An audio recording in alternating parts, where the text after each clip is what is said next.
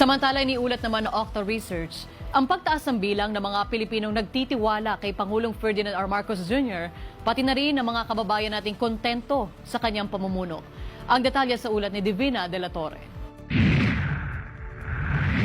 Tumaas sa 64% ang trust rating ni Pangulong Ferdinand R. Marcos Jr. Batay sa resulta ng second quarter tugon ng masa survey ng Octa Research na isinagawa mula nitong July 12 hanggang 17, 2025.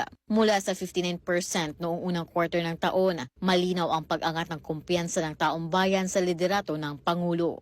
Nakakuha ng mataas sa trust rating ang Pangulo sa Balance Luzon sa 74%, NCR 64%, Visayas 67% at Mindanao 40%. Hindi ang tiwala ang tumaas, kundi pati na rin ang performance rating ng Pangulo. Mula sa 59% noong unang quarter, umakyat ito sa 62% ngayong ikalawang quarter ng taon.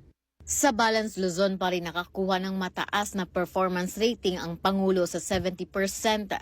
Visayas, 65%, NCR, 63% at Mindanao na 43%. Dahil dito, nangunguna si Pangulong Marcos Jr. sa hanay ng mga pinakamataas na opisyal ng gobyerno pagdating sa tiwala at pag-aproba ng publiko. Kabilang na sina Vice President Sara Duterte, Senate President Francis Escudero at House Speaker Martin Romualdez. Ayon sa Octa, nagpapakita ito ng muling pagbawi ng suporta para sa administrasyon at patunay ng pagtanggap ng publiko sa mga hakbang at programa ng pamahalaan.